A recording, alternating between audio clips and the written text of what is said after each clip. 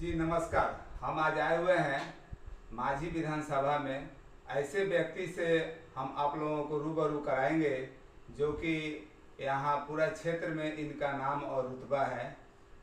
जी आप नमस्कार। जी नमस्कार। आपका नाम क्या हुआ सर? अभिषेक तिवारी। जी और हम लोग अभी जन स्वराज में युवा प्रदेश कार्यकारिणी के सदस्य हैं। जी सबसे पहले तो आपका यहाँ पे आने के लिए बहुत बहुत धन्यवाद। जी सर, आप बहुत सारी राजनीतिक पार्टियां हैं, जी ठीक है ना? आपने क्या अच्छाई जन स्वराज में देखा? प्रशांत जी में क्या आपने पॉजिटिव देखा कि आपने जन स्वराज को ही चुना और सारी राजनीतिक पार्टियां हैं उनको आपने इग्नोर किया? आखिर क्यों?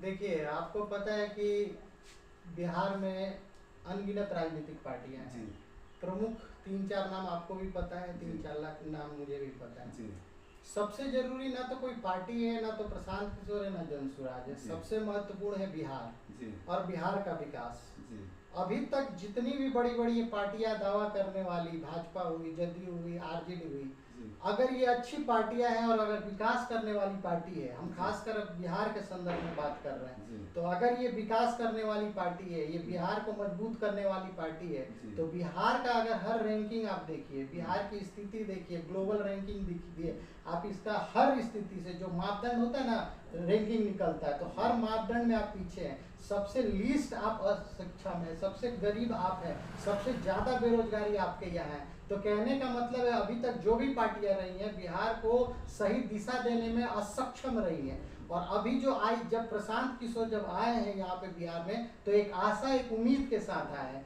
उम्मीद इस बात की है कि इसके पहले ही उन्होंने अपना परिचय पूरे पर जो अपना झंडा है वो लहरा चुके हैं। भारत के हर कोने में उन्होंने ये सिद्ध किया है कि वो केवल चुनाव ही नहीं लड़ाते बल्कि उस राज्य की दिशा और दशा भी तय करते हैं। दिशा दशा इसलिए तय करने की मैं बात कह रहा हूँ कि अगर बंगाल में अगर केवल उन्होंने ममता दीदी को जिताए तो उस केवल वहीं तक वो सीमित नहीं रहे, बल्कि बंगाल में आप देखिए तो ऐसी योजनाएं उन्होंने वहां लागू करवाई है जिसे ग्लोबल रिकॉग्नाइजेशन मिला है, यूएन से मिला है। बाहर की आप बात छोड़िए, जब 2015 में प्रशांत जी यहाँ आए थे तो यहाँ पे 7 निश्चय नामक एक कार्यक्रम चला था, और वो 7 निश्चय को ही आधार मानकर अभी भी नीतीश बाबू रेंग रहे। ये अलग बात है कि वो जिस तरह से प्रशांत किशोर ने इनको एक दिशा दिया था उस दिशा पे काम नहीं हुआ। अगर वो उसी पे अगर वो लोग टिकते और उनकी बात सुनकर काम करते तो आज बिहार कई मायने में आगे बढ़ा होता। यही कारण है कि एक विजन दिखता है, एक सोच दिखता है, एक युग पुरुष की तरह वो दिखते हैं। इसीलिए हम लोग या हमारे साथ जितने भी युवा जुड़े हुए हैं और जितने ही बुद्धिजीवी है, खासकर जो बुद्धिजीवी वर्ग है, वो प्रशांत से प्रभावित है। किस लिए प्रभावित है कि प्रशांत में वो जज्बा, वो जोश, वो विजन दिख रहा है कि बिहार में कुछ अच्छा कर सकते हैं। बहुत सटीक जवाब आपने दिया। अगला सवाल है कि आपके जो भी प्रखंड एरिया हैं जी अभी कितना उसको विकास किया गया है और कितना आपके नज़र में और क्या क्या कमियां हैं जो कि और बेहतर किया जा सकता है? जी, मुझे एक बात बताइए, माझी प्रखंड से मैं आता हूँ और आप कह रहे क्या क्या किया जा सकता है। यहाँ कुछ किया ही नहीं गया है। ये माझी जो है 100 फीट नीचे है विकास के अगर मापदंड पे आप देखें तो माझी 100 फीट नीचे है। इधर उधर की बात हटाइए, आप खुद आए होंगे तो यहाँ पे देखे होंगे, जब आप मेन माझी से गुजरते ना, माझी के बाजार से, तो घुटने भर आपको गड्ढा दिखता है। आप यहाँ पे एक भी अगर ऐसा अस्पताल, केंद्र की योजना है चाहे राज्य सरकार की योजना है, कोई भी आपको लागू होते हुए दिखता है, आप एक पंचायत दिखा दीजिए जहाँ पे जो योजनाएं हैं वो उनको धरातल पे लागू किया गया हो। एक ऐसा अस्पताल दिखा दीजिए जहाँ पे जाके मतलब माझी के लोग प्राथमिक चिकित्सा ले सकते हैं। आप एक ऐसा कुछ भी, मतलब आपको क्या दिखता है? अगर कोई भी मतलब होता है ना, छोटे से छोटे पानी से जो बेसिक हमारी समस्या है उसको उस तरफ भी देखते हैं तो कुछ का, लोग अपने हाल पे जी रहे हैं, लोग अपने हाल पे मर रहे हैं, लोग अपने हाल पे रेंग रहे हैं। न तो उनसे कोई पूछने वाला है, न तो उनसे कोई बताने वाला है। गरीबी का नाम लेके और आम जन का नाम लेके एक विधायक जी जो हमारे बने हैं, वो झंडा उठाते थे गरीबी का, वो कहते थे कि हम गरीबों के पीछे खड़ा होंगे, बात बड़ी बड़ी होती थी। और जैसे ही जीते आज देखिए कि वो ठेकेदारी करवाने में और बड़े बड़े लोगों से संपर्क बनाने में उसी में व्यस्त हो चुके हैं। आज गरीबों को पूछ कौन रहा है?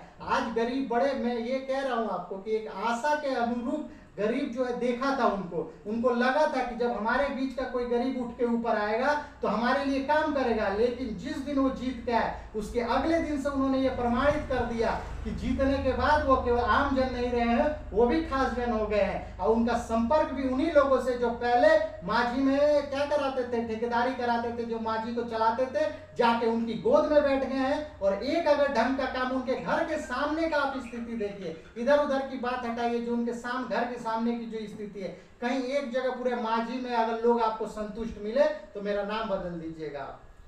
एक सवाल और सर आपसे, स्वास्थ्य जीरो है, शिक्षा का क्या स्थिति है आपके मांझी प्रखंड में? आपको लगता है कि शिक्षा तो पूरे बिहार की स्थिति बदहाल है, तो आप मांझी को कैसे सोच सकते हैं? मांझी के विधायक क्या कोई विजनरी इंसान आपको दिख रहे हैं कि वो अलग से यहाँ पे मतलब कहेंगे कि नहीं हम पर्सनल शिक्षा देंगे? उनके पास इतनी सोच है कि क्या वो दूरस्थ शिक्षा दिलवा सकते हैं? अगर वो चाहते तो हर पंचायत में दूरस्थ शिक्षा दिलवा सकते थे।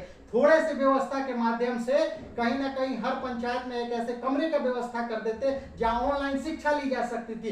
किसी पंचायत में आप देखो पता है कि एक लाइब्रेरी खुला हुआ है, आज डिजिटल लाइब्रेरी की बात होती है, हमारे एक पंचायत में एक ढंग की लाइब्रेरी नहीं है। आप एक पूरे प्रखंड में आप ढूंढ के देखिए ना कि आपको एक लाइब्रेरी मिल रहा है। आप जाके देखिए मध्य प्रदेश में, यूपी में हर प्रखंड में बेहतरीन लाइब्रेरी खुल रही है, क्योंकि शिक्षा का कहां से शुरुआत होता है? किताबों से। गरीब बच्चा कहाँ जाएगा? अगर आप ढंग का लाइब्रेरी खुलवा देंगे बच्चा जाके वहां पढ़ सकता है। और हम पुरानी लाइब्रेरी की ही बात कर रहे हैं। आज आप देखिए, आज डिजिटल लाइब्रेरी की बात हो रही है, ऐसी लाइब्रेरी जहां कंप्यूटर की व्यवस्था हो, जहां इंटरनेट की व्यवस्था हो।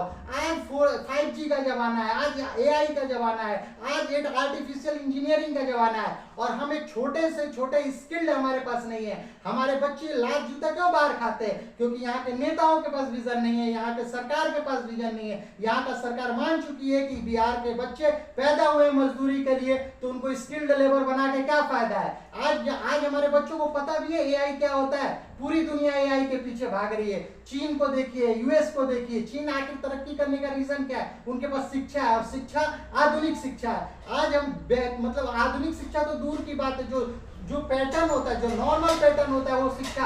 आप क्या कर रहे हैं? आप जाके देखिए ना, मिड डे मील के नाम पे सतुआ खिला रहे हैं, आप खिचड़ी खिला रहे हैं, बच्चा जाता है मरते हुए आता है। मतलब कोई एक सबसे बड़ी बात है कि विजन, और यही विजन हम लोगों को प्रशांत किशोर के पास लेके गया है, जिस विजन का अभाव बिहार के हर एक नेता में है। मैं आपको वादा करके दे सकता हूं कि एक यहाँ का इंसान बता दे 5 चीज जिससे बिहार का विकास हो सकता है, नहीं लिख के दे पाएगा।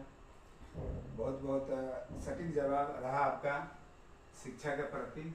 एक और सवाल, बिजली का स्थिति और बिजली का दर जो है, आपके नजरिया में इसमें कितना % सुधार हुआ है बिहार का? देखिए, ये नो डाउट कि बिजली के क्षेत्र में काम हुआ है, मैं मानता हूं, लेकिन हम लोग तो पहले ही 50 साल पीछे थे।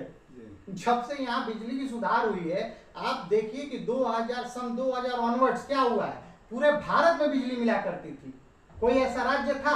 तो ये हमारे पे एहसान की तरह ना देखा जाए कि आप बिजली दे रहे हैं, और बिजली भी बात में 24 घंटा मिल रहा है। एक गांव बता दीजिए जो कहे कि 24 घंटा बिजली है, बिजली नहीं मिल रहा। और सबसे खतरनाक चीज है कि बिजली का दर कोई वहन करने वाला नहीं कर सकता है।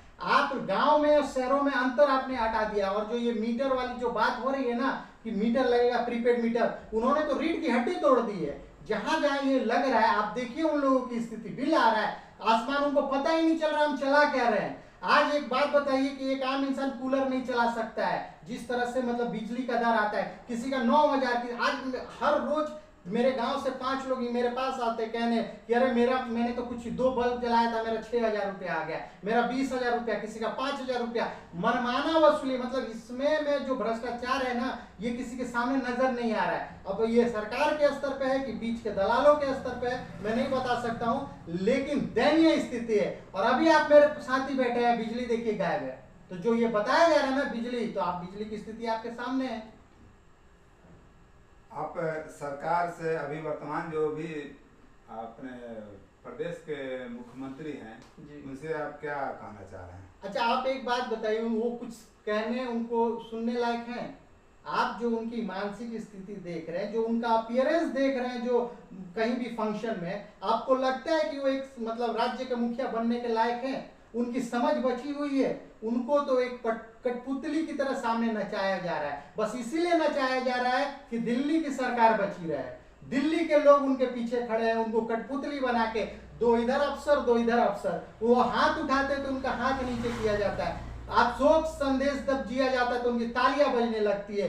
किसके साथ, महिलाओं के साथ अभद्रता न करते हुए कभी नजर आते हैं तो कभी टिप्पणी करते हुए। यही एक युग पुरुष हुआ करते थे नीतीश, एक शालीनता उनके अंदर कूट कूट के भरी, वाक पटुता तो कहिए ना कि कितनी सुंदर तरीके से अपनी बातों को प्रस्तुत करते हैं थे। एक टाइम था हर कोई उनको विकास पुरुष मानता था, 2010 तक उन्होंने प्रूफ भी किया। उसके पहले जब वो संसद में रहते थे तो उनकी भाषा सुनिए, जब कोई एक ट्रेन एक्सीडेंट हुआ था उनके अंदर तो उसका मतलब उसकी जिम्मेदारी समझते थे। और आज के नीतीश कुमार है कि बस उनको एक ही चीज चाहिए, वो भले उनका दिमाग मस्तिष्क किस स्तर पर गया है वो मायने नहीं रखता, उनकी गति बनी रहे बस यही मायने रखता है। तो उसके लिए आरजेडी के साथ गठबंधन करेंगे, कभी बीजेपी के साथ भी गठबंधन करेंगे, हर के साथ गठबंधन करके बस उनको फेविकॉल की तरह अपने कुर्सी से लगाव है। और अभी देखिए आने वाले दिन में जो कहता था कि परिवारवाद गलत है, आज अपने बेटे को प्रमोट कर रहा है, आज अपने बेटे को देखिए विभिन्न विभिन्न चैनलों से आगे लाने वाला ये इंसान काम कर रहा है। तो क्या ही कह सकते हैं उस मुखिया से? आपको लगता है वो मुखिया सुनने और समझने लायक है? बहुत बहुत धन्यवाद, आपने अपना बहुमूल्य समय दिया। धन्यवाद। इसके लिए हमारे जो भी दर्शक हैं